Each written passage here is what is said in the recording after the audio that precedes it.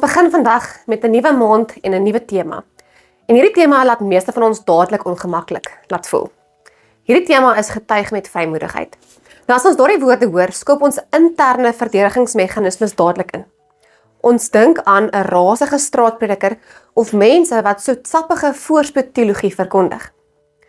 En ons kyk na ons eie lewens, die gejaag, die eise van ons werk, die chaos van die afgelope week, en ons voel bloot onbevoeg. Ons dink, as mense my foute en my twyfel ken, hoe kan ek dan met vrymoedigheid praat? Ek dink ons kies baie keer eerder 'n veilige, vroom stilte. Maar in die Bybel hoor ons 'n radikale ander prentjie van wat vrymoedigheid eintlik beteken. Nou in Jesaja 6 kry jy die profeet wat 'n massiewe openbaring van God se teenwoordigheid het.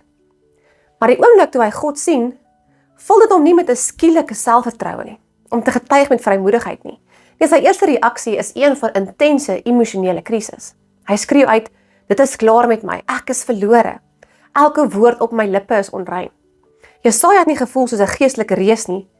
Hy was pynlik bewus van die gaping tussen God se heiligheid en sy eie realiteit. En dis ook presies wat ons sien in die Nuwe Testament. In Handelinge 4 staan Petrus en Johannes voor hierdie ryk, hoogsgeleerde Joodse raad. En dan sê die teks, die raad was stom verbaas oor hulle vrymoedigheid. Want hulle kon sien, hierdie was gewone, ongeleerde mense. Hulle het nie uitblinkerskenmerke of teologiese grade gehad nie, maar die raad het een ding agtergekom. Hierdie mense was saam met Jesus. So miskien is vrymoedigheid nie 'n produk van menslike waagmoed of 'n perfekte lewe nie, of 'n spesifieke persoonlikheidstipe nie, maar die vrug van 'n intieme bewuswees van Jesus se teenwoordigheid in jou lewe. Die vrug van genade. So toe God vir Jesaja aanraak met 'n vuurkoel van die altaar, het hy nie sy tekortkominge uitgevee nie. Hy het dit met vergifnis bedek. Dit is absolute regverdiging. En dit is die wettige fundament van ons vrymoedigheid. Ons hoef eintlik nie jou foute weg te steek om te mag praat nie. So om hierdie maand af te skop, wil ek hê jy moet jouself vandag net 2 baie praktiese, eerlike rouvrae afvra. Eerstens, waar sien jy God op hierdie presiese oomblik in jou lewe? Waar is die stukkies onverwagte genade, die oomblikke van vrede te midde van jou besige skedule of jou onderste bo lewe? En dan tweedens, waar wens jy het jy hom gesien? Wat is die seerplek, die onbeantwoorde gebed of die leë spasies in jou lewe waar jy tans vir hom wag? Ware vrymoedigheid begin wanneer ons die moed het om eerlik te wees oor al 2 hierdie vrae.